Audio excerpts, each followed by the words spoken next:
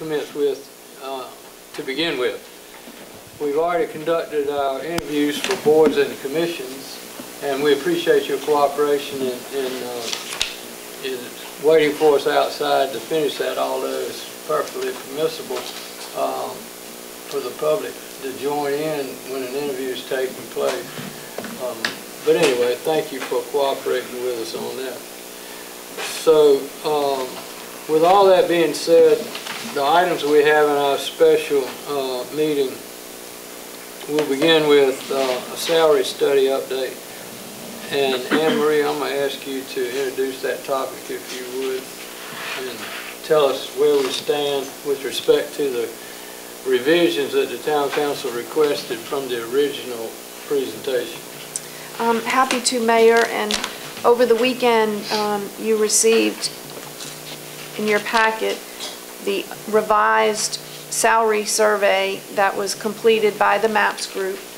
You will recall that at your meeting with Becky Veazey, the consultant, you asked her to include Kill Devil Hills, Manteo, Elizabeth City, the town of Windsor, and the town of Hertford.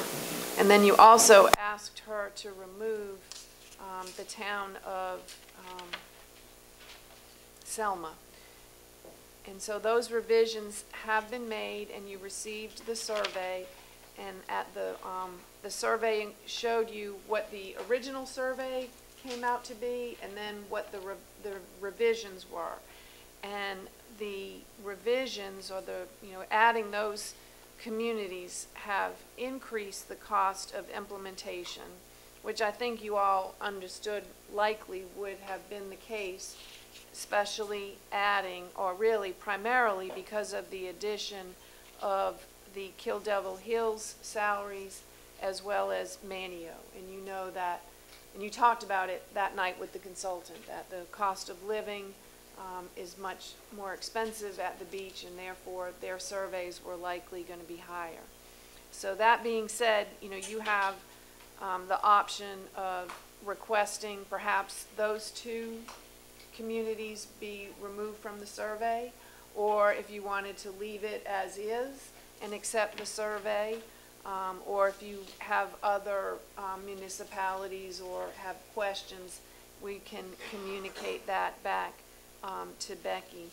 The revised survey, in my notes, I'm sorry I made a mistake on that when I said in the first part of the paragraph that the full cost of implementing the study increased from $215,000 to $318,000. That's not correct. If you read down through the body of the report, the original cost of implementing phase 1 was about almost $290,000, and then she has offered sort of a step down cost where we would phase it in over a period of years. And so the original survey, that cost is $242,000. With the revisions, the cost of the full implementation goes up to $318,000, while the step down option would cost $270,000. In addition to reviewing the salary information, hopefully you've read the report and the personnel policy. We shared all of that with the department heads, and the feedback has been extremely positive in terms of the policies being updated, the job descriptions being updated. The employees, I sense a general feeling of satisfaction that the job descriptions truly reflect the tasks and the skills and the abilities that they're required to perform their duties. We wanted to point out that there were a couple policies in the manual that the MAPS group recommend be referred in the manual, but actually be implemented administratively, and that includes our travel policy, so that time to time, if the per diem needs to be increased, that can be done. Our shared leave policy, where if an employee is on extended leave of absence, sick leave, and is running out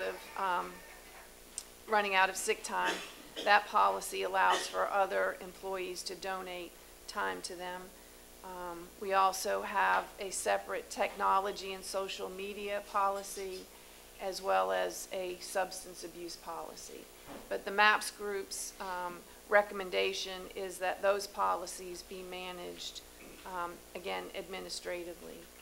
The policy, or the personnel policy also moves us from a COLA, or a cost of living, annual cost of living across the board increase, to a performance-based, merit-based program.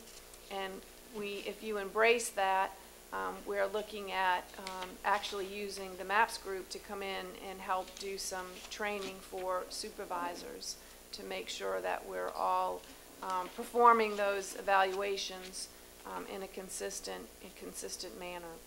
The policy also includes clarification of a tuition assistance program that would encourage employees who are taking college classes that the town would help with tuition based upon them successfully completing the class, and that the class have some relevance to their job. And then also transforming we call it a holiday or Christmas bonus, and it really is a longevity program, but updating that and calling it a longevity program, and then increasing the flat dollar amount. We don't tie longevity to percentage increases, but increases would be tied to years of service, and they would be based on a flat dollar figure that was recommended based on survey that the MAPS group. And then also, I think the only other adjustment from compensation-wise or benefit-wise was to adjust our vacation schedule. I think the recommendation was that employees in their early tenure earn an extra day a year than what we've been offering based on the surveys that other communities are offering. So I'm sorry Tammy's not with us tonight. She's homesick. But we thought it would be productive to, if you had questions, that we could communicate those back to Becky. We didn't want Becky to come all the way from Raleigh and not be prepared, you all not be prepared to really dig deep. So if you have questions, please let us know, or you can share with me, or you can communicate with us after the fact. Our goal is we would really love for you to be able to adopt the personnel policy effective July 1, so that the new job descriptions would be effective then. There's a resolution that is suggested in terms of the wording, and we'll get Hood to review that to make sure it's up to legal standards. But if you are willing to move forward with those things, we have time to talk about it between now and July 1, but I think that's a reasonable goal, and it would really help us, I think, kick off the fiscal year with a good start, with a set of good policies. So that's my report, Mayor. I'm happy to try and answer questions. Okay, thank you. I didn't hear you mention the workers' comp. I'm sorry, I did not. Recommendation. Yep, that was key. I apologize. The state law allows for local governments to limit compensation to workers' comp by the amount of money that they are, the formula that's worked out by the Industrial Commission, and that generally equals 2/3 of the wage. And the reason is, that has been explained to me, is that when you're not working, you don't have expenses that you would have in terms of work, traveling to work, food, substance, clothing.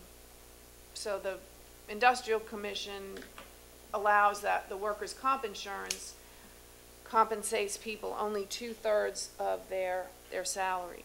And a lot of municipalities allow the employees to use a third of their sick leave to become whole. Now, we've always been counseled by our insurance carrier to stay with what's in our policy, the 2/3 compensation, because that helps serve as a motivation for people to get back to work. When Becky was reviewing this with us, and I told her, you know, well, our policy is 2/3, and she said, well, you're paying attention to the insurance people. She said, I'm a human resources manager. Remember, she told us about her training. And she said, you know, I think that you all, or the council, should allow employees to be compensated that extra third. Honestly, we've been so fortunate over the years. We rarely, I don't want to jinx us, but we've not had issues with workers' comp.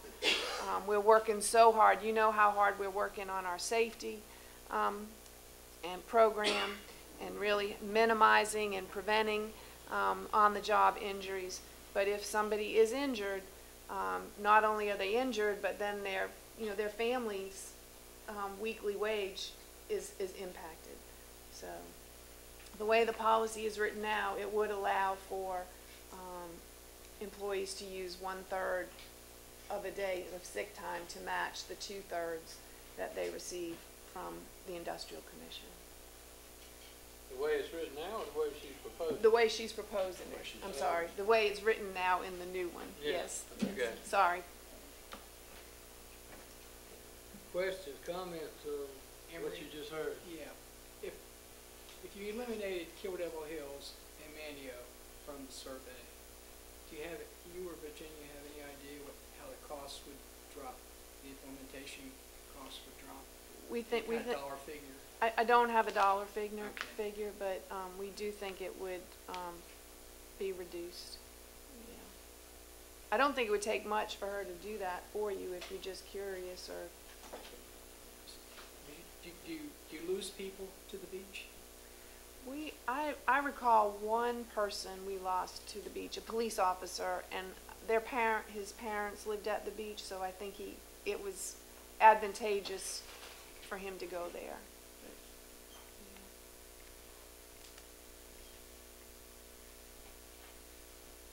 Any other questions or comments at this stage? Do you want to keep those two communities in the mix? I mean, there's, just from eyeballing the numbers, I mean, there's a big difference. Big difference. There is a big difference. Yeah. Plus, They have such a much larger tax base than what we do, and they can afford to pay more than we can. exactly. We can't hurt having both. I mean, have it both ways. We got it one way, we can get it the other way, we can look at it. Absolutely. Information is power. Right on. So we're gonna do it with the. You want to ask her, I'll ask her is to do it. that your consensus at this point? You'd like to see what it looks like without those two Yes. towns? Sure. Okay, I agree with that as well. There's another thing too. In Anne-Marie, in your presentation, the comment about workers' comp, by removing what we have and replacing it with the use of, what was it, sick days? Sick leave, yes, sir. Sick leave, takes away the incentive to come back to work. I mean, that statement alone struck me as, if we don't have a history of it, then do we have a need to make that kind of change?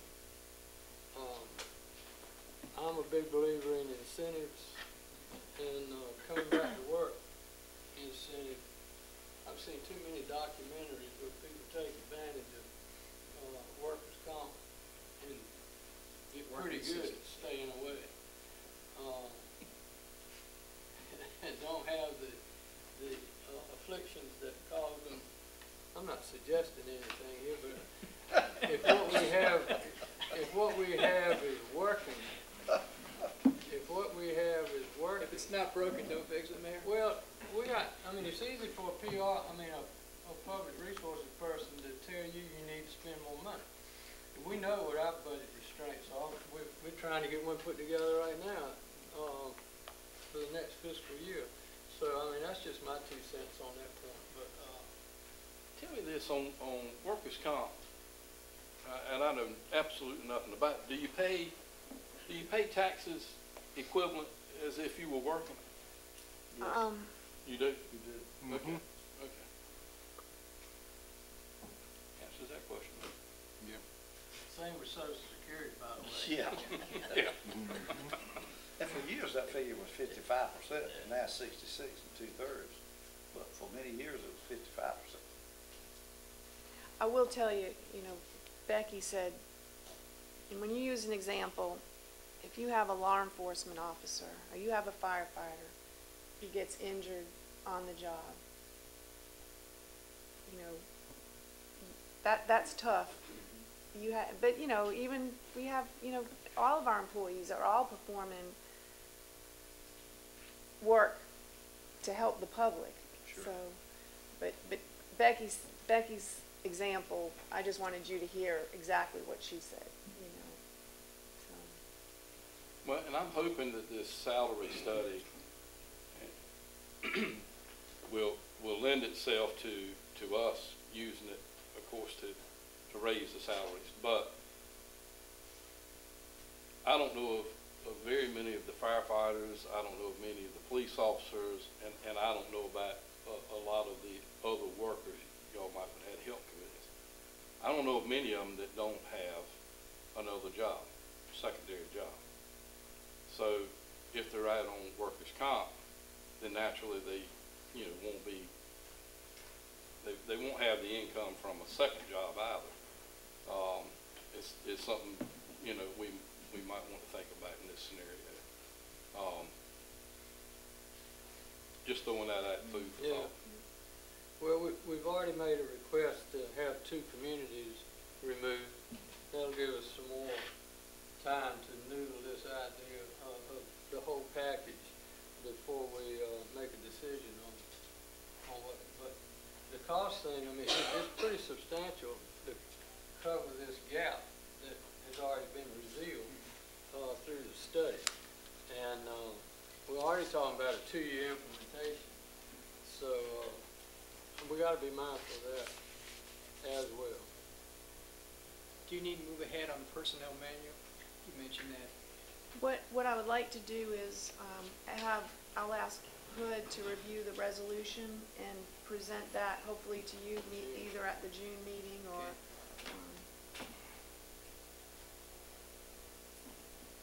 Okay. So we request the change and that's it. Everything else will stand in the draft form until we get that back. Right? What about, I mean, I got one more question. In the difference between what the cost was and what these 2 communities add, is there a workman's comp dollar figure in that spread? And is there a, what am I trying to think? Never mind, I'll just leave it with that. I mean, is everything relative to increased cost in that spread, or is that just? No, that's just salaries. It's not. I didn't think It's so, not yeah. FICA or You got retirement. you got workman's comp and all of that. Yeah, all of Gotta that be is a added to that. separate. That's not included. My big question is, I mean, I'm all for pay raises, but my big question is, where are we going to get the money from? I mean, that's a very big question. And Emery, you mentioned phasing this in over a 2-year period of time. Is And that- Becky gave me, Becky sent us a spreadsheet with the phase-in, and so we spent, where's Virginia? We spent today plugging those numbers in, trying to get a good handle on We're what it's going shooting to for cost. this coming fiscal year, Mhm. right? Yep. Yes. Is it 1 year or 2 years, or is it 1 year or 3 years? Is Right. 2 it? I mean, is that? Right is now, much- we're focused on a 2-year plan. Okay. All righty. We'll make those requests of her and then see what comes back to us. Next item. Tonight, is a public hearing case number TA 1801. Text amendment. That's our first text amendment case of the year, right? 1801. Good. Very good. And Elizabeth Bryant from our planning department is here to introduce that subject to us. So Elizabeth, I'll turn the floor to you, please. Thank you very much, and I'll talk while I'm setting this up if y'all don't mind. Left the house with my husband's car keys, and so had to go back and came in late, so forgive me. In 2013, the General Assembly adopted language that allowed for up to 5 hives on any parcel of land within a town jurisdiction. And in 2017, last spring, you all approved a text amendment attempting to include that new general statute provision in our town's UDO and in our town code. And it was brought to the attention of staff by some of our local beekeepers that what we had adopted in 2017 was in conflict with the general statute. And so we asked the town attorney to review what we had adopted, and indeed we were not in compliance. What we had approved last year was a amendment that, bear with me just a second while I find this, amendment that allowed hives in the RA zoning district only and by special use permit. And what the town attorney advised us was that they needed to be allowed on all parcels within the town's jurisdiction and not just limited to one area. Why is it not showing up?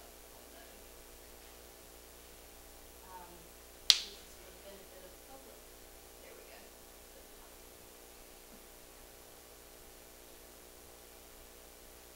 So I'm going to pull up the draft language, and the planning board reviewed this information at their meeting last month. This is the general statute here that was referenced just mentioned. And so the highlighted yellow portion is the place where we were in conflict with our 2017 language. At their meeting last month, the town planning board reviewed I got it. This is pretty big. I don't think I put it in. It's my fault. So they approved the language last month that would alter your local language to allow for up to 5 hives on all parcels within the town jurisdiction, and more than 5 hives would still be regulated by special use permit and only allowed in the residential agricultural jurisdiction, which is, as you know, the perimeter of the town, mainly in our extraterritorial jurisdiction. So I apologize. This is more background of what I've just been over. Here we go. So this is the language that was proposed and that was reviewed by the planning board. What's in red is the new changes, and then there's also some strike through of some language that we needed to delete.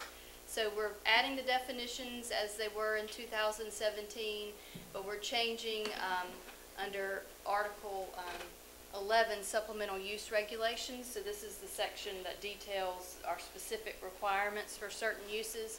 We're changing to allow by zoning permit only, which is administrative review, up to 5 hives on any lot within the town's planning jurisdiction.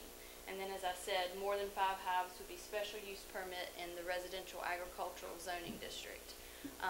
The rest of the amendment is pretty much the same as your language from last year as far as the other restrictions, meaning they can't be in the front or side yard, they can't be any closer than 15 feet from property lines, they have to be placed at ground level or securely attached to an anchor or stand, and they must be in good order and working condition.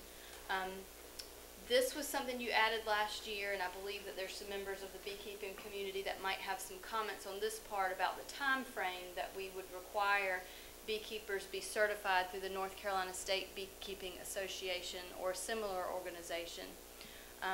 We have a stipulation that the hives must be screened from public streets and right-of-way by an opaque fence not less than 4 feet in height, or an equivalent screening option. So it could be that the house screens it from view of the street, or that there's some large hedge that would keep the sight lines of the hives blocked from the street or right-of-way. We have that every effort shall be made to direct flight patterns to and from the hive away from sidewalks, public rights-of-way, and the like. And following that, this next provision, I think, is what keeps the bees near their hives, maintaining a suitable water source on site to prevent the bees from off-site foraging. We have a requirement that they be removed, the hives be removed if the owner or beekeeper is no longer maintaining the hives for a period of 30 days or more, or if removal is necessary to protect the health, safety, and welfare of the public. So if someone is not maintaining their hive, or it's become a nuisance, then we can require that it be removed. So we also are amending the use table, as you see, to include less than 5 hives as a zoned use by right in all of our residential zoning districts, and then more than 5 hives by special use permit in the residential agricultural district. The planning board heard this case on May 7th, and they approved that the amendment, or they recommended that the amendment be approved as presented by staff. Anne Marie and I included in your packet some comments from Mr. Buzz Griffin, who's here, and as y'all can tell, we've got a lot of interested beekeepers here. There were some comments after the planning board meeting about that certification time period, and also some concerns about our zoning permit fee. But I will let these folks talk to you about those concerns. If you have any questions of me about the amendment or the language proposed, I'm happy to answer them. Council members, any questions at this juncture? I got one question. So I've got a friend through the National Trust that keeps his bees in 18th century straw bee cages, which I think would be much more appropriate for the historic district. I mean, can we add that as a, so they don't have to always be in wooden boxes? These are in, they're actually in these English cool layered things, and they have them in Deerfield and other Well, I don't know places. that we've got any requirement on what they look like, other than that they're either on the ground or they're secure. So if that straw concoction, Those things, you know, oh, okay. Yeah, you know what I'm talking about? If it's somehow secure Yeah. or it's on the ground, then it would be allowed. Okay. They're in, I mean, I'm totally pro bee, but these are much better looking than those boxes. Sure, I get it. So you're suggesting that as an option? Well, I just think if somebody wants to really have something that's authentic, they ought to, in the historic district, they shouldn't be just regulated just to a wooden box. But aren't we required in this draft to screen them? They would have to be screened, yes. They'd still have to either be screened by the house or by a hedge or by a fence, but they could still be of that material that Councilman Dixon is talking about, as long as they were secure or on the ground.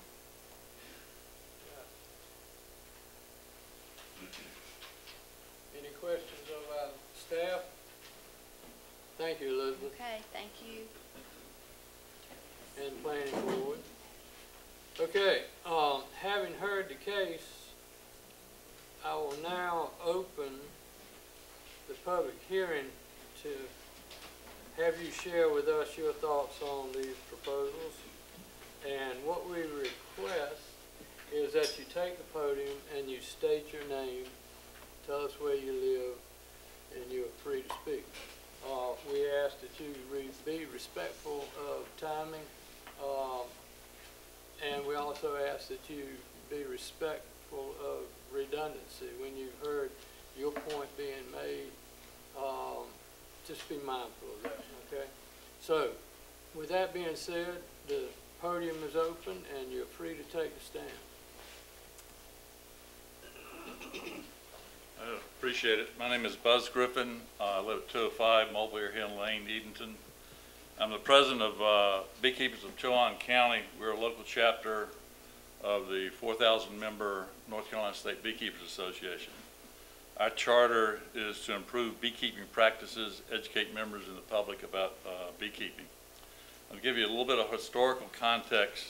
Honeybees are not native to North America. They were brought in 1620 by the colonists. They gradually spread south and west.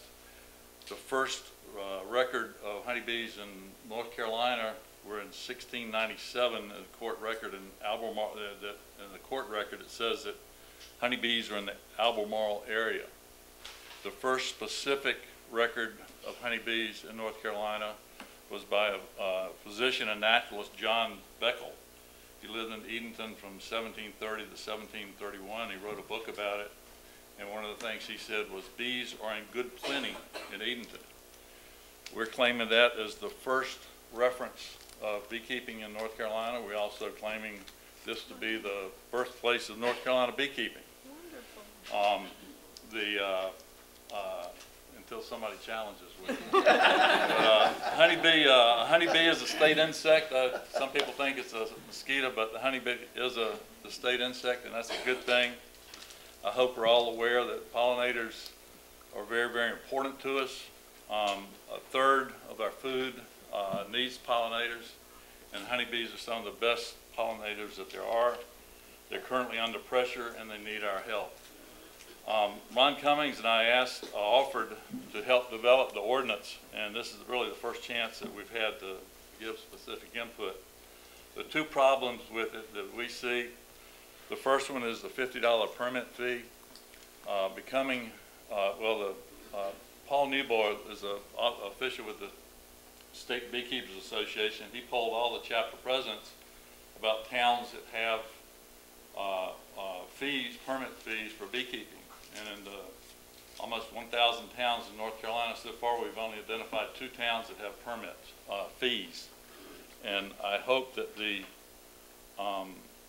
birthplace of North Carolina beekeeping would not want to have a fee on that. Beekeeping is an expensive hobby to get started. To add a $50 fee puts a burden on the beekeeper that is contrary to what should be done. And we really ask that you consider removing that. The income to the town is going to be insignificant. I would guess 5 people may want to become beekeepers, and the most I would be really happy if 10 people did. But it's not going to be beehives in every house, and it is significant to the beekeeper, and we'd ask you to consider eliminating that fee. The second thing is the certified beekeeper status. On surface, that's a good idea, but the problem with it is in order to be a certified beekeeper, and I noticed a strike-through on, where'd you go? The strike-through on certified beekeeper, the term is certified beekeeper. So, but that's probably a good idea. The problem is that in order to be a certified beekeeper, it takes 3 things. One thing, you have to pass a test, and it's not an easy test. People that take a bee school, there's several of them in the area, can usually pass the test after they take it, but they have to pass the test. The second thing is they have to have 4 months of beekeeping experience, and that's a good thing. And the third thing is to have a practical exam by a certified beekeeper. So in order to require somebody to be a beekeeper, a certified beekeeper, in order to get the permit, it's like asking a teenager to getting a license. You've got to have 20 hours of driving experience before you get a license, but you can't drive until you get a license. So the suggested that we would have would be to add a time period to allow a person to get their certification. I'd suggest 9 to 12 months. And you said it only takes 4 months. Well, beekeeping, if somebody started beekeeping in November, from November to the end of February, there's very little that needs to be done, so they're not getting any real beekeeping experience. So to allow a little time to get some actual beekeeping experience, we'd suggest 9 to 12 months. The other thing, I hope I'm wrong about this, but I get a feeling there's some anti-beekeeping sentiment in town, and honeybees are very gentle. They only sting defensively. The 999 people out of 1,000 to get stung are beekeepers. The only way you get stung somewhere else is if you are barefoot and you step on one that's on a clover, or you grab a flower as a bee, but very few people get stung by honeybees. Most of the blame would come from yellow jackets, and people can't tell the difference. The bee dies when they sting, so they don't have a desire to sting. I could talk about this for hours, but I'm not going to do it. There are feral bees all over town. I got a call from a few weeks ago from a lady on Blunt Street, right? And they've got a feral hive in the portico of their house. It's been there for years, and nobody's ever been stung. I mean, because nobody bothers the bees, and the bees don't bother anybody else. The reason I say I'm concerned about it, when going through the town ordinances, I found ordinance 90-04, keeping bees. It says it shall be unlawful to keep or maintain a colony or swarm of bees or beehives in the town. Keeping bees or beehives in the town should be considered a private nuisance. It goes on to talk about the fines, possible fines, and even incarceration. I hope this is something that's left over from a long time ago, and it really needs to be eliminated as soon as possible. We've got the beekeepers here, and I'll ask the beekeepers to stand so you'll see who they are. And if you agree with what I said, you're not a beekeeper, stand too. Yeah, thank you. I've asked if anybody, I don't know if anybody else is going to want to say something that I've skipped, but I've asked them not to be redundant. Thank you. And does anybody have any questions? If I don't know the answer, we've got people that probably can't answer it.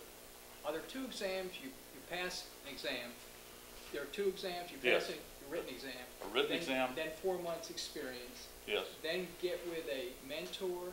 I'm sorry, yeah. You have to have a practical exam from a certified beekeeper. And one of the things I suggest in the ordinance is to put, while the person is getting in the allowed time to get the certification, have them be under the care with help from a certified beekeeper as a mentor. And we'll be glad to help help people do that. But do you have any other questions? Mr. Griffin, you answered one of the main questions I had, and all I know about beekeeping is what Ron has told me. But that's he all knows I know everything about beekeeping. But I had been asked a question a couple times about the danger of the bees, and about, you know, what happens if Ron has got a beehive on his house and it's next to mine, and his bees are coming over to my house and stinging me or stinging my kids. But you just answered that question. If the bees come over to your house, they're looking for food or nectar, and they're not going to sting you. When most beehives, you can stand 5 feet away from them in your underwear, and the bees aren't going to bother you. As long as they're not black. Well, they don't. I don't know if that comes from bears or what, but you don't wear black clothing when you're a beekeeper. But one of the things in the ordinance that says to have the flyway away from the hive not go on your neighbor's property. That's fairly easy to do. I've got some hives on a sage field over here, and you can stand in the sun and you can see the direction they're going. I mean, they know where they're going, and they'll take off. Wherever you point the hive, that's where initially they're going to go. They get 5 feet off the ground. They're not going to bother anybody. One of the things that you were talking about, Mr. Dixon, about the hive you're talking, I think you're describing a skip. Is it like a? It's got a handle on it, yeah. And they have these cool houses. They're all over England. Yeah, that's what the first beehives were. And unfortunately, it's my understanding they're illegal now. And the reason is, it's just a shell. If we were talking about the same thing, it's just a shell. And the way and it's got a hole in the bottom, and the way you have to harvest honey is to take the bottom out, and you're going to kill the bees, kill a bunch of bees, and tear up the hive. I got a friend that uses them all the time. That's fine. Honey. I mean, it's pretty amazing. That's fine. But I mean, I don't think you'd I'm just concerned about that. You know, it's got to be approved by the Historic District Commission if you put them in. So they got to, they got to have some. I mean, we got to be able to have some ability to do that, because I don't think if you put in 5 hives in my yard, I might have that approved, because we got another ordinance that also would govern that. So I mean, I just think sometimes something else might be more We appropriate. can do things with colors and, Yeah, I mean, I think it all, I would think it would, somebody's installing hives in the historic district, they're gonna have to go through the preservation commission. I can't comment on The that. hives that we use now, they're not new, that's mid-1800s when Yeah, that, Reverend Langstroth. Well, I'm not So arguing that they're point. historical. I'm totally for this. Yeah. I'd love to have hives myself. But I was just I'm saying, just they are yeah, historical. yeah. They're historical Yeah. aged boxes, it's not a modern invention. These boxes are from the mid-1800s. 1852. Reverend Yeah. Langstroth. So, any other I'd like to questions? see you apply for a historic road marker with Edenton being the home of. Yeah. Well, you know, being there's the one home other of thing. honeybees in North Carolina. There's a classification, it's called a bee city. And there's 15 towns and cities in North Carolina that have done it. And it's just, you need to be bee friendly, the main part. There may be a fee with it, I don't know, but that'd be a neat thing. But we'd go all out we're all in on calling it the birthplace of, I think that's great. That'd be great. beekeeping, North Carolina Is it in the beekeeping. town of the sign? And because it's the State Beekeeping Association, was it Dr., the guy that did the study that came up with that? When they came. About the earliest beekeeping. Earliest in Albemarle, and then when they just back. Ambrose, Dr. Ambrose, he did a study on it, but we can talk about that if you like. And we'll. Now, I have a great interest in the subject matter. During my working days, I was a commodity broker, and one of the things I sold quite a bit of were almonds. And the California almond growers, I mean, they've been talking about the shortage of bees and the declining population for years. And I happened to be out there during the bloom one year, and it was fascinating to watch them work. And they all come back to those little boxes. There would be no almonds without honeybees. Yes. And if you ever get a chance to try almond honey, pass on it. It's horrible. You would be amazed at how many beehives from North Carolina go to California just for the almond. On a tractor trailer truck, they'll put 1,000 of these things, 2 or 3 trucks. I mean, it's just amazing. 80% of all bees in the country. I said something that. And I got one other question. It's not relevant to the subject matter necessarily as far as the proposed ordinance is concerned, but is there enough beekeeping, or potentially so, that we could entice a group to start bottling the honey like Sambo's buddy and sell them up here at the He gives it away. sell them up here at the farmer's market? Yeah. Or there may be some there already, Paul. Yeah, there's some people that do it, and I've talked about it. You're a brand. I've got oh, you mean the Edenton honey? Yeah. We could talk about that. We can figure out something. But Jeannie Busy Bees are the ones that are at the farmer's market now. She's actually from Berkeley County, but I mean, that's certainly something that I'm sure as the group grows and that you'll see some Edenton honey at the farmer's market. Good. Well, there's Edenton honey in the art council. yeah, I've got honey for sale in our council. I see we got some more speakers. Yeah. Okay. Thank you, Bud. Thank you. We appreciate it. I call bees fascinating bugs, and I've got a cringe when I do that because John Van Dyne is a PhD in entomology, and every time I say it, he says they're not bugs. Can I ask you one more question? Is there a group that would, if somebody wanted them in their yard but they didn't want to maintain them, y'all have a group that would then put them in places? Possibly. There's actually a woman in Durham that I talked to the other day. She's got 150 hives all over Durham and 50 in Wilmington that businesses have her put hives in town. There was somebody that came through here that came to see me one time that was a rooftop beekeeper. And yeah, they were trying to, if there were people that wanted to do it, these are businesses, and the way she does it in Durham is the honey that comes from wherever they are, the people get it, wherever it is, and they can, do whatever they want to with it. But there's a fee with it, but that's a possibility. Along the line he's talking about, or like you mentioned, the governor's mansion in Raleigh has their own beehives, and they have their own label at the governor's mansion. Yes, ma'am. Hi. Welcome. I am Ellen Kolodny. I live at 301 Court Street, and I'm so glad to hear your enthusiasm for the bees. I have a concern about the proposed ordinance in that the only and best location on my property, which is a corner lot, is the side deck for the hives. I do have 2 hives there currently. That is by far the best location in terms of it making certain that the flight path is completely away from any pedestrian traffic. And so I am very concerned that that ordinance would prevent me from having, that part of the ordinance would prevent me from having hives.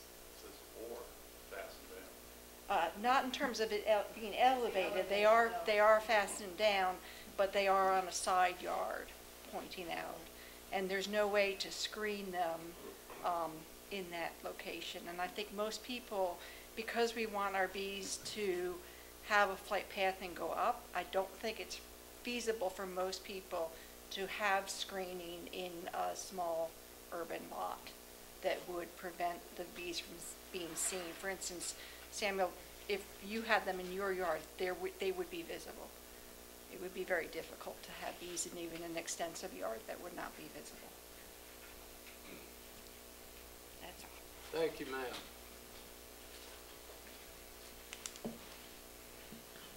Gwen Van Dyne. In terms of your comment about the skeep or other structures, your definitions in what I read specify wooden box in the definitions, so you might want to revisit that. I would posit on the certified beekeeper part that the whole purpose for certified beekeeper with the state organization is not really a requirement for beekeeping to the vast number of people that do beekeeping. There's a tremendous amount of self-help, books on bees. You can teach yourself how to maintain a beehive. We've got local resources for people to go to. And I would suggest that really it isn't necessary to have a requirement that they be certified. So I think that's something that might bear some reconsideration on that. And I appreciate your time. Yes, ma'am. Thank you for your Just comment. a question. Are you doing anything to get the young people involved in Yes. beekeeping? Okay. As a matter of fact, I've got Gloria, Wadsworth. Lord Wadsworth asked me to talk at the Boys and Girls Club. We've had people go to schools and do presentations.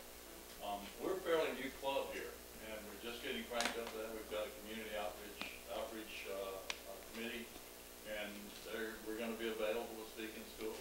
And there's schools in North Carolina that actually have beehives on Ashford campus. County over, they have one at their school. Might mention Boy Scouts too, because they do have a merit badge. We can do that. And one other thing, just because I used to be an auditor and it's in my blood, one of your definitions defines a beekeeper, and one of the parts of the definition is that they harvest honey. And there might be people that just want to keep bees simply because they enjoy them, because they benefit the environment. They might want to have a couple of hives. Most people do harvest, but to have a requirement that that's a definition of a beekeeper, that you have to be harvesting honey, that could probably bear a little looking at also. And I thank you for your time. Yes, ma'am. I just want to add a little bit more. Ron Cummings at 317 Center Hill Road. And for a lot of you from town here, that's way up north, about 12 miles, you know, where the other firehouse is at. Up there, and I have bees up there, but I also, a question came up a while ago about the beehives. If someone wanted to have one, someone else maintain it, and they just want to have one in their yard. I do that already. I have, actually, I have one out here by the American Legion. And also, there's people available, all of us, or most of us are available to pick up swarms. Now, if you happen to have a swarm in town and something happens, you know, you identify a swarm, then You get a hold of a beekeeper, and they'll come and collect that swarm. If you do see a swarm in town, more than likely that came from about 400 feet away. They broke off from another hive, a tree, from a house, somewhere. And when a swarm comes or happens, that's another queen has been created, and she'll take half that. One of the queens will take half the hive with them and go somewhere else to find a new place to live. And the swarm I collected last Easter is still doing real good. I collected down here. Yeah, right out here. So, and that hive is still growing and doing real good for me. But there is a need to have hives because the majority of us lost a lot of hives this past winter. I lost 2 out of 7, and some of the beekeepers lost about 50% of their hives. So we have to keep maintaining that and keep growing more bees. All right. Thank you. Thank you, sir. Good evening. My name is Richard Murphy, and I live in Tyner, in the Elijah J. Burke Plantation, and we are beekeepers. A couple of things that trouble me in the wording of your statute. The town has the ability to remove a hive if that hive constitutes a nuisance. Who's going to make that determination? What is a nuisance hive?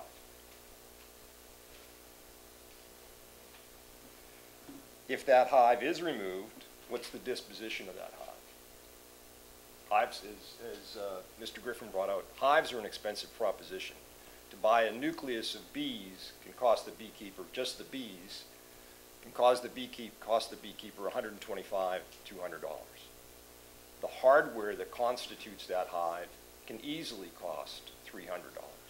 So a beekeeper has a significant investment in hives, and if you're going to remove that hive, what's going to become of that? And here again, if removed, what's the disposition and who makes that determination? And as is brought out, and the term has been used several times, and I'm not sure, does the council know what the term swarm means? When bees swarm? The sky turns black. That's actually a pretty good definition. A black mass? That's somewhat true. Yeah, when a hive gets too large, and there's a thing known as bee space, and bees don't like to be crowded, and when a hive gets too large, they'll get up and move out. And we have bees in the town that are not kept. We have feral bees, just like we have feral cats. So, God forbid, and here again, I think, your statute is a little broad. The cupola house, for example, could have a hive in the eaves, and that hive could swarm, and people could observe it. And to some people, that might constitute a nuisance. So are we gonna turn around then and have someone rip open the eaves of the cupola house to remove that beehive? I think that you need to tighten up the wording and put some definitions around what you're saying regarding nuisances and the removal. I think that certainly what one person's nuisance is not going to represent a nuisance to most beekeepers. The coming and going of bees could be across the sidewalk, could constitute a nuisance to some folks simply by the existence of the bees. But if you've ever stood in the flyway of bees, and bees have a flyway just like geese do. It's an amazing thing, and bees mean you no harm. They're just going where they're going to get some water or to get some pollen and bring it back to the hive. So I just would hope that you would be conscious of those terms when you consider passing the ordinance. Thank you. Thank you, sir. John Van Dyne, I live at 121 Windsor Lane. My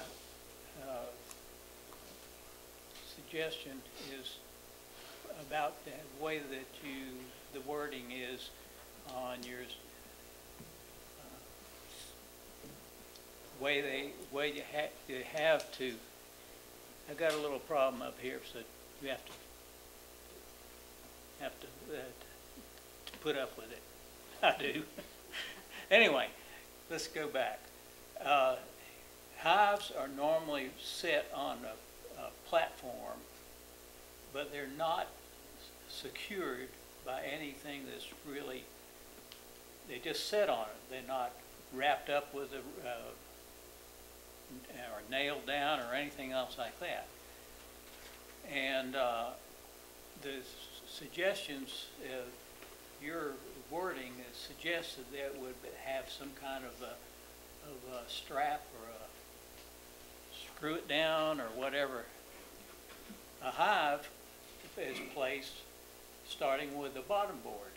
So you place that on the platform, and then the next one you place a box with the brood box, and then maybe another brood box, and then when you start, your hives really start getting honey, you may have,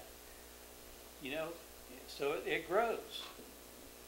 Well, if you attach the bottom, all the rest of the hive is not attached to the bottom.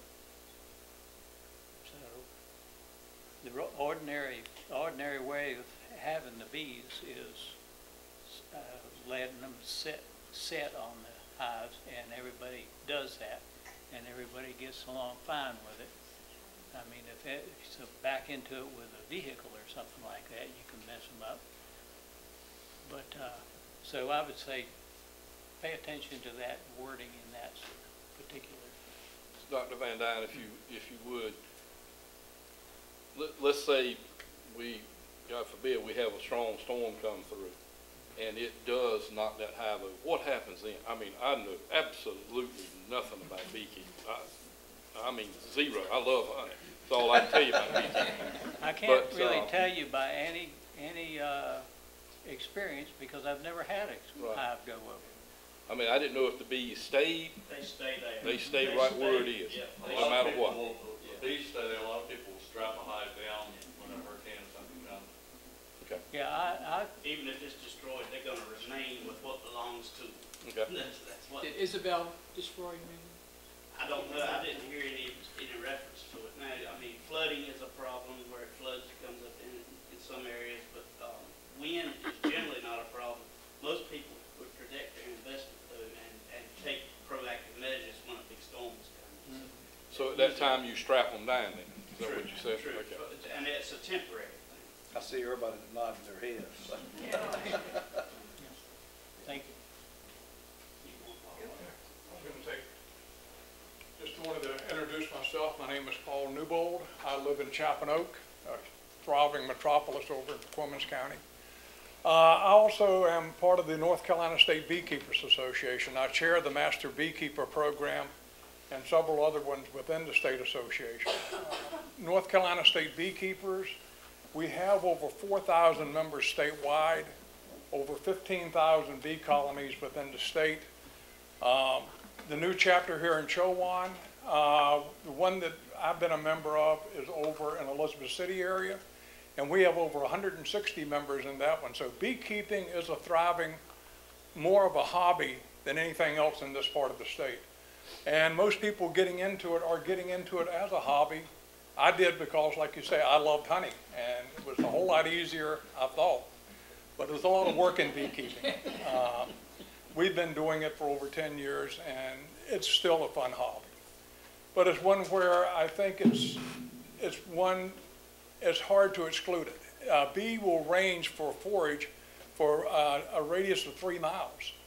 So if you're looking at keeping bees out of Edenton, you've got to get them way away from here before you can stop them from coming in. That's why the bees are showing up here anyway. If anything, the wasps and the yellow jackets and the hornets are much more of a nuisance. But the state association, we were very active in getting the original law changed over in Raleigh, to getting it written to where you couldn't exclude a community from having beekeeping. And we've been very good about keeping that, and we've gone to a lot of other communities and a lot of other city councils and done talks like this. So your understanding is greatly appreciated. Thank you, sir. Gwen Van Dyne again. I apologize for round two. If I had written notes, I'd be better. This has to do with the wording, proposed wording in, and I don't know the section, but it's toward the end. And I think the intent of the reg is if the beekeeper is abandoning the hive and letting it go to ruin and so on and so forth. I would suggest that you, if your intention is that if a beekeeper has abandoned the hive, that it should be removed within 30 days. If that's the concept you're going for, I'd suggest that you revisit the wording there, because it's kind of stated like if you don't maintain it for a month or so, you got to remove it. I forget what the exact wording is, but there's a lot of times during the life of a beehive, especially in the winter, beekeeper's not going to be doing a lot to the hive. He's going to prepare it for winter, and it may go 2 or 3, 4 months, and he may not go out there and do anything with it. So if your intent is just it's abandoned, it's not being taken care of, it's becoming a nuisance, if that's your intent of the section, you might want to relook at the wording there, because it kind of sounds like you expect the beekeeper to be out there, you know, like every month, and if he's not, then he's got 30 days to take it away. So that was my last comment. Thank you. My name is Joe Hoggart, and I actually live in San Souci over in Bertie County. I request permission to speak to you. I'm not a resident here, but I'm the president of Kasha Beekeepers over in Bertie. We have members from all over this area, about 5 or 6 counties I think I counted, and some of them actually from here. I'm actually a member of Beekeepers of Chowan as well. So yeah, and Buzz is a member of our organization as well. And the first learning that I had of the ordinance against beekeeping in Chowan County was through one of our members, and it's actually one of your MDs over here at the hospital, wanted to keep bees, and he found out he couldn't. So he still today doesn't have bees because he didn't want to violate that regulation. So hopefully that'll change. The one thing that I did want to talk about was Buzz mentioned it, and I just wanted to go back and add a little bit to it, and that was the $50 fee. $50 doesn't sound like it's an overwhelming amount, but the expenses to start are already kind of overwhelming. You're going to invest quite a bit of money in having 1 to 2 beehives, and if someone starts with 5, they are really investing a pile of money. So any additional cost is somewhat prohibitive. But I was looking as we started out and started talking, the original state statute here, if I can find the spot I was looking for, yeah, here we go, where it says, notwithstanding Article 6 of the general statutes, no county shall adopt or continue in effect any ordinance or resolution that prohibits any person or entity from owning or possessing 5 or fewer hives. So I would suggest that that statement, prohibiting any person, when you put a $50 fee into it, it begins to limit who's allowed to have bees. So I would present that to you. Now, the lawyer in the room might be able to tell you that that's incorrect, but it's, you know, if you're saying any person can keep up to 5 hives on their property, and that's what the state statute says, then to put a fee on it is prohibitive, and I would ask that you remove that $50 fee. You know, it's just prohibitive. Now, monitoring, and maybe have some way for the people to sign up with the city to be able to record the hives so you'll know where they're at. I certainly think that's reasonable, but I would hope that would be able to be done without any additional expense. The certified, I'm surprised that Paul didn't touch that a little bit harder, but Buzz was correct. The certified beekeeper stipulation is another one that's impossible. It's not difficult, it's impossible as it's written to abide by that, because a beekeeper, unless he moves out of Edenton or carries his hive somewhere else to start and gets his 4 months experience, he cannot be certified by the state standard. He must have a 4-month period from the time that he takes his test, the written test, until he's allowed to take his final practical test to show that he knows how to handle bees. He must have a 4-month period of keeping bees, he or she, I'm sorry. And so that's something that's very important too. If you really want to have them certified, and that's certainly reasonable, give them a year, and that way they'll have time.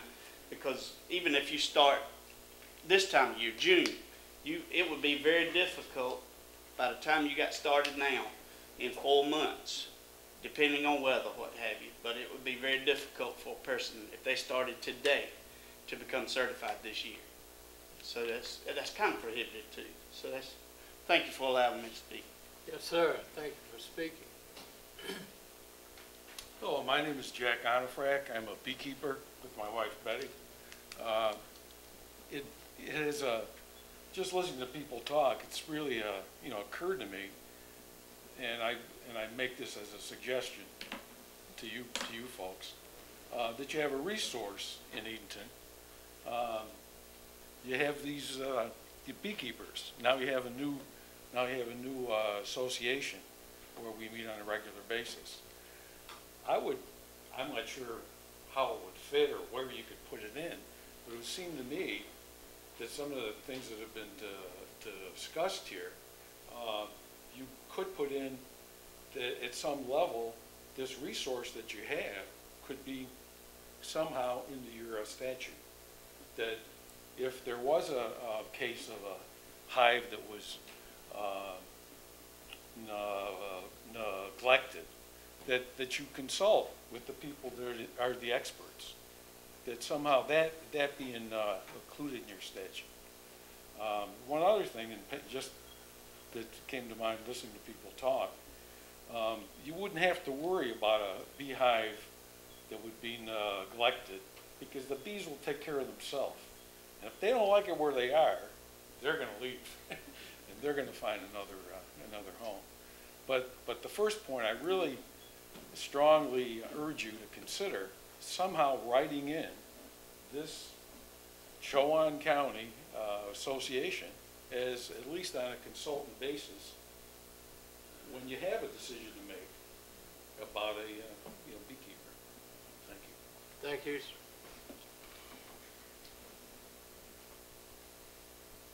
We done? Does anything generate any questions from you guys? We did a little redundancy. You made me want bees, eh? Yeah. We can help you out with that. The question that was raised about educating the young people and bringing young people into beekeeping, that is something that is dear to every organization that I know's heart. There's someone in almost every club that spends quite a bit of time out. Over in Bertie, I'm actually the one that spends most of the time out visiting with schools. Anybody that'll have me come. I mean, I spent time with the Historic Hope Foundation just shortly ago, and to let you know how safe the bees are. They didn't even know it, but as we were there, magnolia trees were blooming, and they were full of honeybees. And I said, "Where's your beehive at around here? We don't have one." Nobody knew there were even bees there, but there were thousands in the trees above us, and nobody even knew they lived there. Okay, folks, I'm going to close the public hearing and thank all of you for your input. Anne-Marie's been taking notes as you have been making suggestions, and we will take your suggestions under review, and I'm sure we'll make some modifications since we are in the draft stage with this particular piece of ordinance. So we can tell by your presence here and your comments that you're very passionate and also very knowledgeable, and we appreciate that. And we just want to do the best job that we can in creating guidelines and so forth for the community at large. So again, we thank you for your attention to it and your expertise that's been shared here tonight, and we'll be back with a more final edition in the near future. So thank you very much again.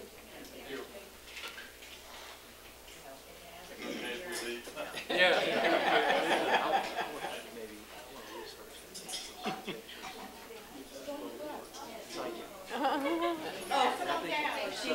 Instead of getting certified.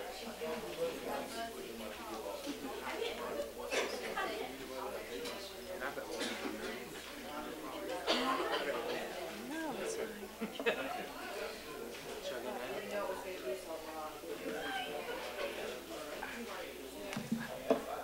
Maybe just need to time it. Roll. There we go. Okay, it's a good time, you think? Mayor, can I just ask Elizabeth for some advice? Because Yeah. you've closed the public hearing. Do we want a table or, Probably, you did close the public hearing. I think you would continue it, because then we don't have to re-advertise the public Okay. hearing. So if what your desire is for us to take all of these comments and come back, then I would suggest continuing it, and you do need to set a date. So look at your, say, the end of June, at our committee meeting in June? That That's would give fine us with me. about a month to do some more research for you. Okay, with that being said, There Chair would be would entertain a motion that we table as opposed to closing the public hearing. So moved, Mayor. Motion and a second to do so. Any further comments? And that would reconvene in, I think it's like June June or whatever. 26th, the committee meeting of June. okay. All right, hearing none, all in favor, aye? Aye. Any opposed, none? Okay. Thank you for that. Sure. Technicality, Do we correct. have any more organizations today? All right, Nobody dismissed you. next item of business, approval of First Amendment to the lease agreement with NCDOT for the airport. A subject that needs no introduction. But I will let Anne Marie summarize it for us as to where we are right now. Well, we're pleased at long last to present to you the amendment to the lease agreement for the space that North Carolina Department of Transportation leases from the town at the airport terminal building. And in the report, I give thanks to Town Attorney Hood Ellis for his negotiating skills and persistence in getting this to you. Dealing with State Properties Office has been extremely difficult. I also want to give a shout out to Bud Powell, who has helped coordinate all of the improvements that the town has paid for at the airport terminal building. I'm really proud of that office space. We've made tremendous improvements to the space. We've heard positive feedback from the staff that works there. And I think thanks to Bud's knowledge of the building and its systems, as well as his relationships with the various contractors, have helped us get to this point also. So thank you, Bud. If you all approve the agreement tonight, we are told that it will be expedited. It needs signatures from the governor as well as the Secretary of State. And within 15 days of your approval, we're supposed to get the first year's back rent that is due to us.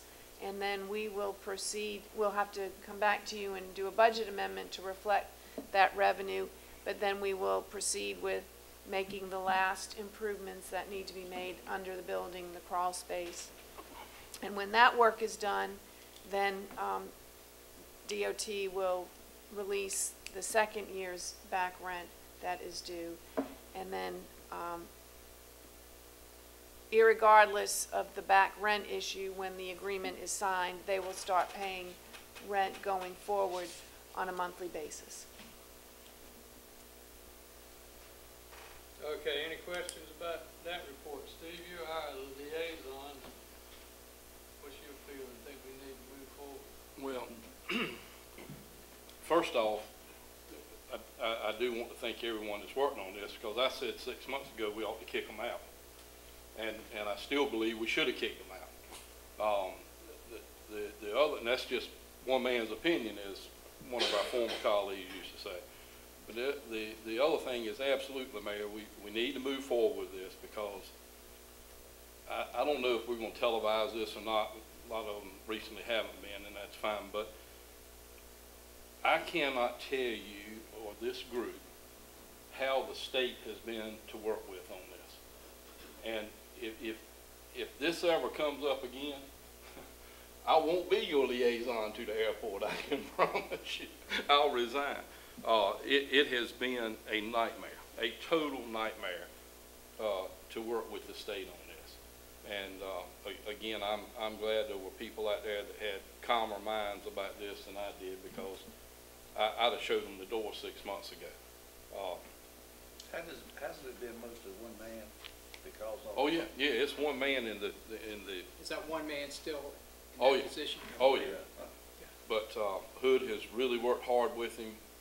Has worked hard with other people in those offices, and there's been some promises made that I certainly hope will be kept. But yes, sir, I would highly suggest we move forward with this to get our rent from realistically 2 years ago, so we get the 1 year's rent and back rent, and then maybe they'll start paying what they need to pay us.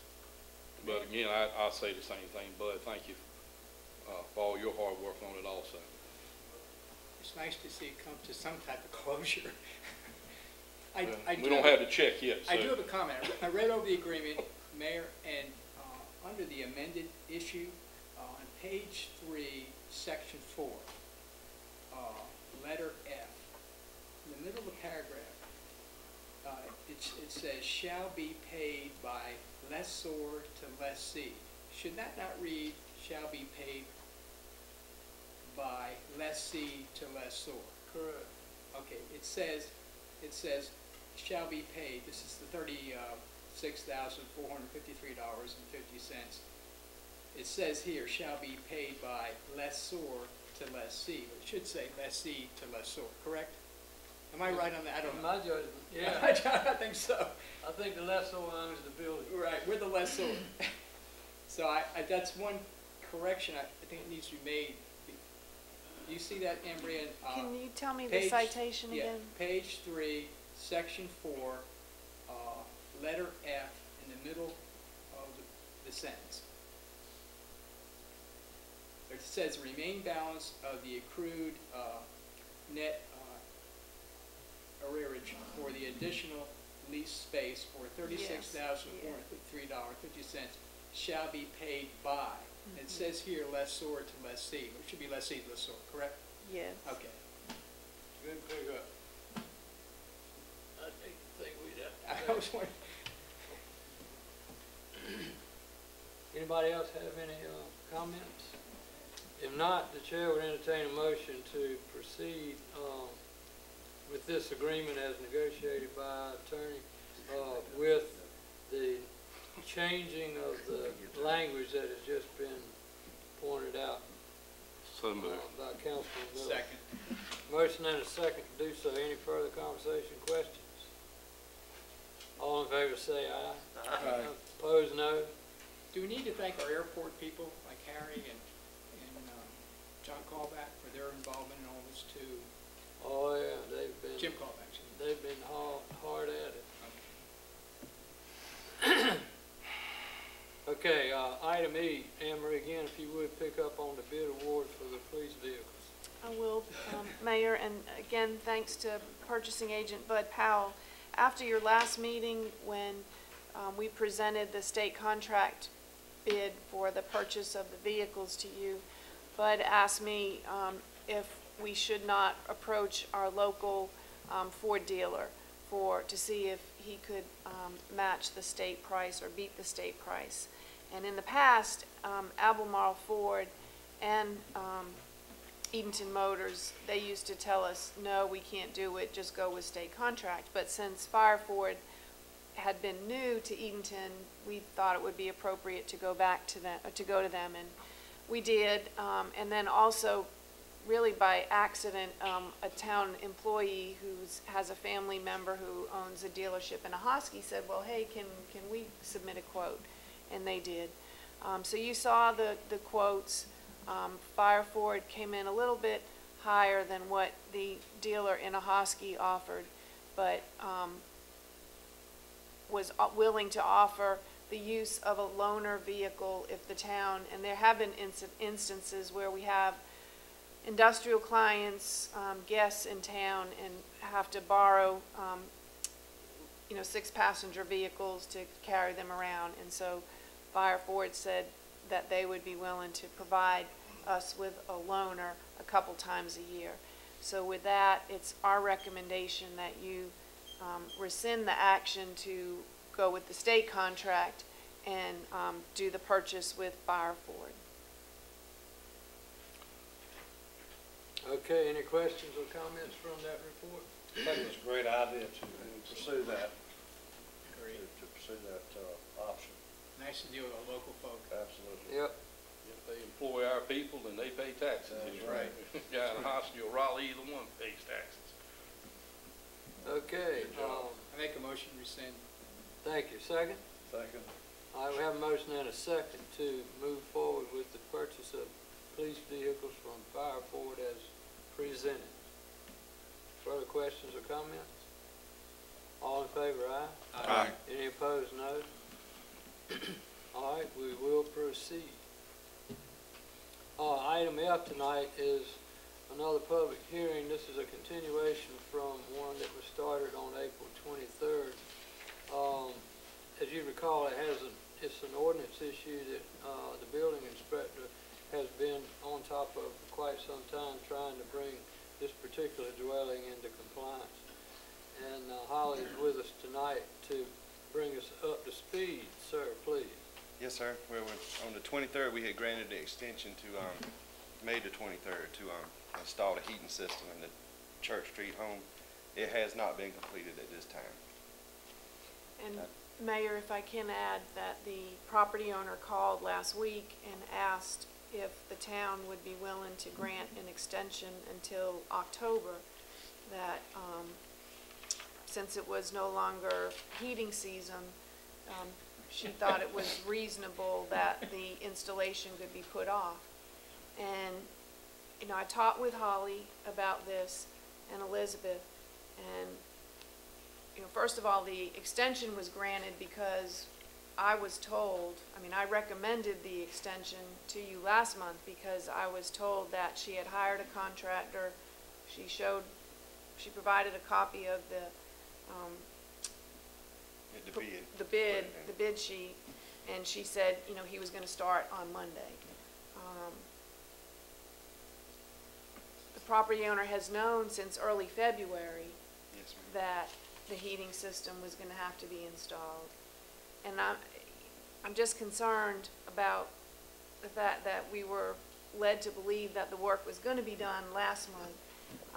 And the real thing that, Holly said that there have been other instances. There was an instance last summer with a nuisance violation code where they required a homeowner or landlord to install a heating system in the dead of summer. They withheld issuing an occupancy permit. Yeah, and the electrical, we wouldn't have that released either, for because 4 it's a months. requirement no matter what time of the year it is to have the working heat to meet the minimum requirements. So we don't. at this point, we do not feel comfortable recommending an extension. We're at the point where, based on all of the proceedings that have taken place, you would have to adopt that ordinance directing that the building be closed and vacated. Now, at any time during that process, because that will take time in terms of additional notices, if the system is installed, then the building can be, your order would be lifted, and the building could be deemed in compliance and safe for occupancy. So at this point, Mayor, I think you need to open the public hearing. If there's no comments, then consider the ordinance that we've prepared. Okay. With that, I open the floor for public comment relative to the exercising of our ordinance to direct the building inspector to vacate and close the dwelling unit at 218 East Church Street for the reasons just cited. So the floor is open to anybody that would like to speak. I think that's 215. I think it's 215 East Church. Yes. It is. Is that 215? It is. Yeah. 215, sorry. 215? Yes, I'm sorry, Mayor. Yeah, I think it's 215. Okay. I think we had it mixed up one time, but it is 215.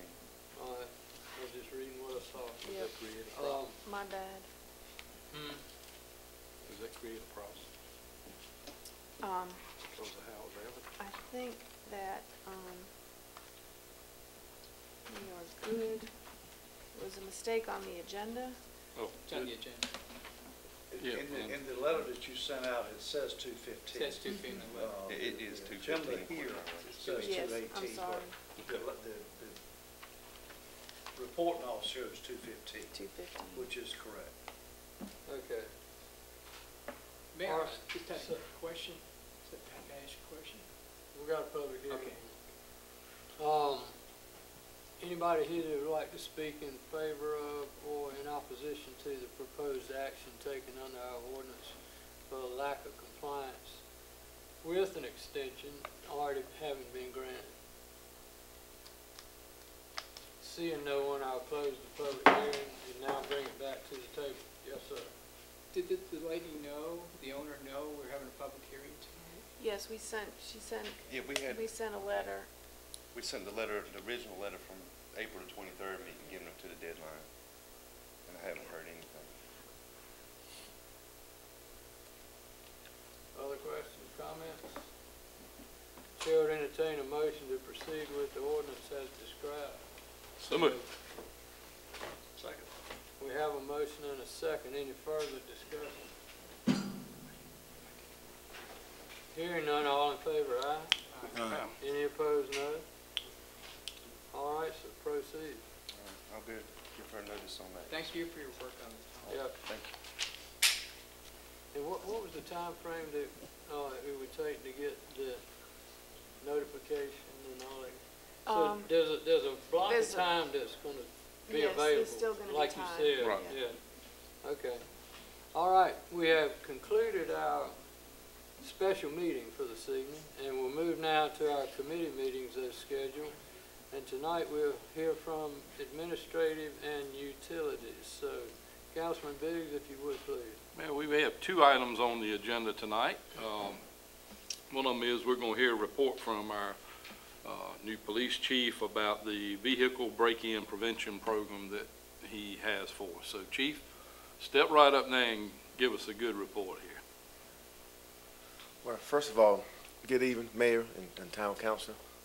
Thank you for having me and allowing me to be here to speak, and good evening, citizens of Edenton. I tell you that the motivation that I just witnessed from the Beekeeper Association really motivated me. When you have a passion for something and it means something and it's important to you, then you're going to do what you're supposed to do to get it done. And I hope tonight, after giving my speech to the council and the citizens that can hear my sound of my voice, have the same passion as relates to keeping people or making it easy for people to break in your vehicles. Back in 2017, the town council set a vision. Your vision was to strive to be a crime-free community through education, enforcement, and vigilance on the part of all citizens and our police authority. That was your vision for the next 10 years. As a Marine and as a police chief, I want to take those orders and I want to follow them to the very end. Some of the strategies and the to achieve the vision, was support, encourage, and maintain the strong communications with the neighborhood watch groups through communication, education, and enforcement. Well, I've been told so many times, council and citizens, that I'm in Edenton.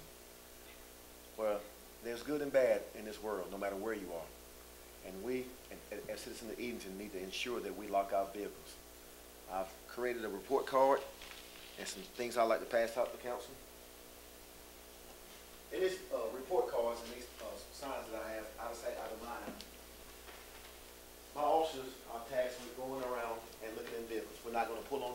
not gonna, break in, we're just gonna look in the vehicles, and then when we see iPads and cell phones and pocketbooks, things laying in your seat, we're gonna fill that report card out. And then that report card, it tells you whether you pass or fail. We're not here to call anyone out. We just want to remind our citizens that it takes 30 seconds to hide your pocketbook, put it in the trunk, take it with you. It takes 20 seconds for a bad guy to break in your vehicle or a bad woman to break in your vehicle and take your items. I want to educate. Same thing that the council said is vigilance on all parts of the citizens. My police department can't be everywhere all the time, but the citizens, being a good neighbor, being a nosy neighbor, reminding your neighbors, getting to know your neighbors will allow you to help us strive for that crime-free community. These out of sight, out of mind, it reminds people. We put them on their car, especially during the holidays, 4th of July. I was downtown Edenton, and there was several vehicles with the keys in them and running while people were shopping. Now, I know that the town council approved for cameras downtown, but it's not what those cameras are for. To watch your vehicles drive away as somebody get in them. So we need to educate our neighbors. We need to help one, teach one. It's like this. It's almost like church. We want to encourage our neighbors to make sure that they lock their doors, that they put items up. Now, from April 23rd to May 25th, we've had 4 guns taken from 4 different cases. That scares me.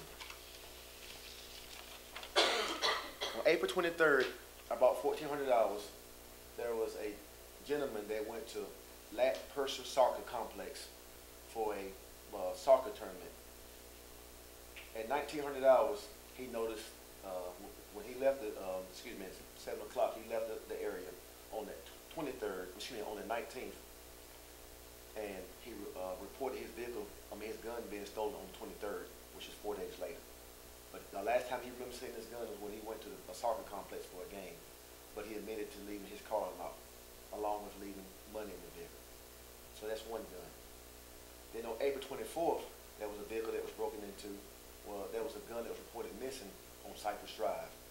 This particular person lets people just drive their car. They couldn't tell us who. There were 7 different people that drive their car, but they left their gun in that vehicle.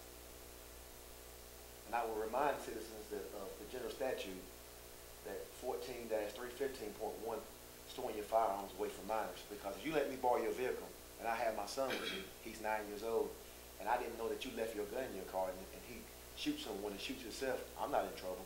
You're in trouble because you're responsible for that firearm that you failed to tell me was in your car. But on the 24th, the B&E from the weapon being stolen. On the 25th of April, officer responded to friendly check cash on North Broad Street, reference to a robbery. When they arrived, the suspect fled.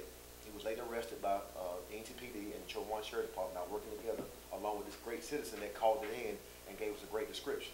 Good police work on behalf of the citizens and the police department.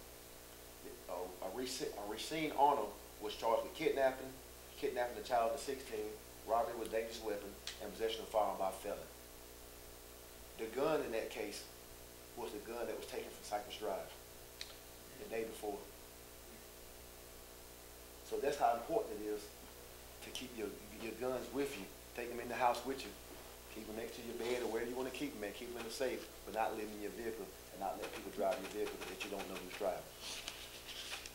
There was another vehicle that was left unsecured or left unlocked on Church Street, West Church Street, with a 9mm was taken. And then there were 3 young males hanging out on May the 25th at Colonial Park, where 2 of them got out the car.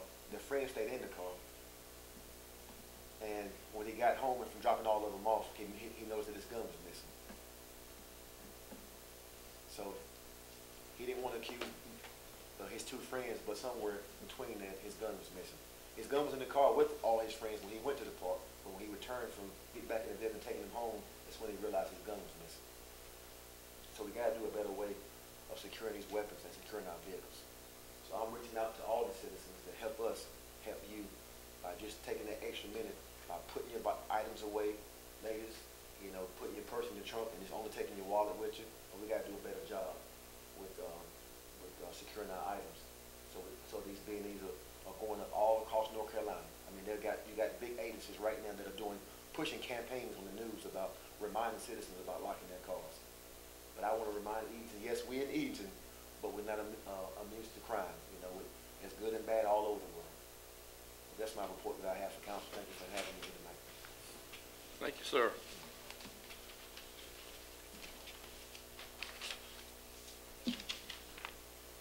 We certainly appreciate that report. And hopefully people will be reminded. Because I'm sure it would upset me if somebody took one of my guns. Up next is, I have to keep looking at my phone. It didn't come through on my iPad for some reason. But at least it's here. Up next we have the health insurance dental plan renewal. And as y'all remember on our health insurance, if we didn't go out and shop it, there was going to be a 3%. Yeah, thank you. 3% decrease, which is just totally unheard of. But the dental plan increase reflects a 9% increase in the premium. So currently the town pays $27.03 per month per employee, and the renewal will be $29.46 per month. You know, that's minimal when we had a decrease in our health insurance, which would certainly be a lot more money that we'll be receiving than what we're paying out on this dental plan. So if it's okay with you two gentlemen, we will send that on to full council. Right. All right. Mayor, we are finished. Thank you, sir. Thank you. All right, next, wait a minute. I ventured too far away. We'll hear from our Utilities Committee chaired by Councilman Stallings, please, sir. No, I'm sorry, Councilman Bond. He could have took it. He could have took it. Tonight we have two items under the Utilities Committee. The first one, budget amendments, solar farm system upgrade, and second floor on the town hall. I'm going to ask our town manager to help me out on this, if she would, please. I'm happy to. We received, Mayor and Council, a check from O2 Energy, the company that's doing the solar farm out on Yopim, in the Yopim area. And you recall that they agreed to pay for all the costs associated with the town having to upgrade our electric system to allow for the solar generated electricity to move from the farm through our lines. And they came and met with Bud and I last week and presented us with a check of in the amount of $446,082. It was like the most money I've ever had in my hands at one time, and I gave it to Virginia, and we were all happy. But we have set up a capital budget ordinance for this project, and we are waiting for a proposal from Booth and Associates to design the bid package for us, because we'll bid this work out. And our agreement with O2 Energy states that if the project comes in higher, they have to pay that amount. If it comes in lower, we will have to refund them the difference. But they're moving forward, and we're excited. And if you approve the budget ordinance tonight, hopefully at your next meeting we'll have a proposal from Booth and Associates to do the bidding work for us. Okay, so we need to vote on this tonight? No. Or send it on to council? Send it on to council.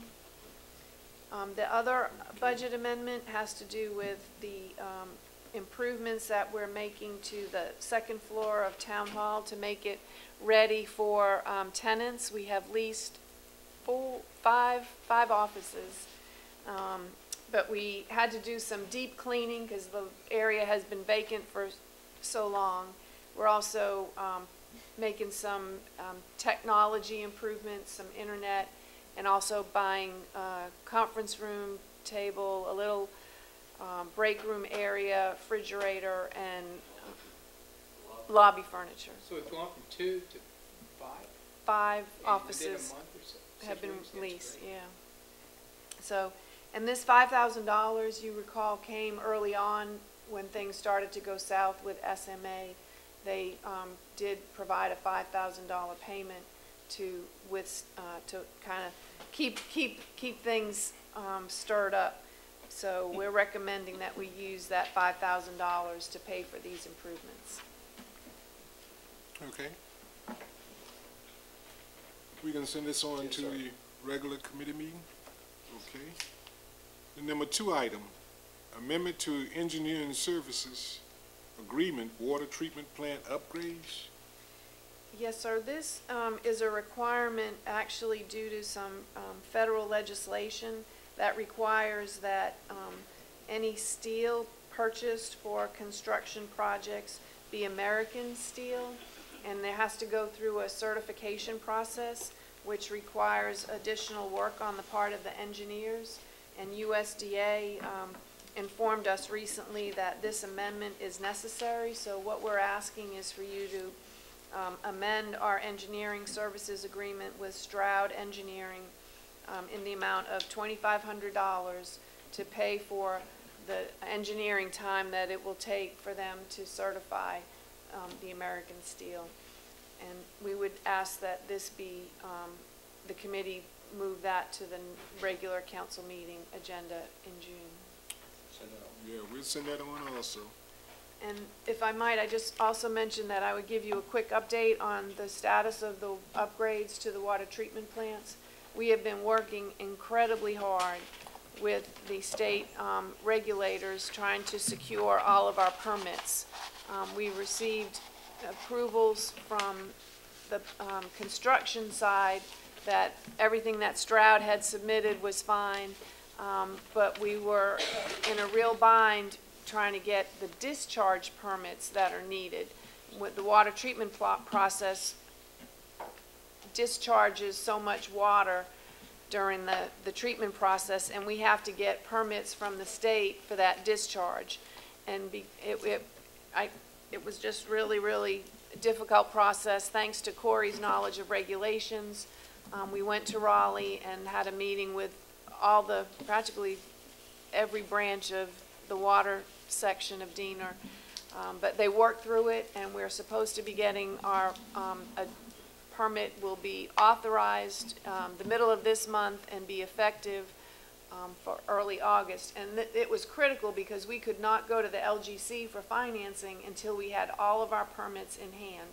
And unfortunately, the regulators did not understand that, and so we had to go to Raleigh and explain our case to them. But anyway, everybody now is on the same page, and we think we're going to be able to move forward. That's really bad when you got to explain it to the regulators. That's bad. Well, you know, we hear it all the time. The different agencies, they kind of work, I hate to use the phrase, in silos, you know, but they were stunned. They just could not believe that the LGC would not allow us to move forward until we had all our permits. Well, I wouldn't recommend that you all move forward spending all that money until you had all your permits. So anyway.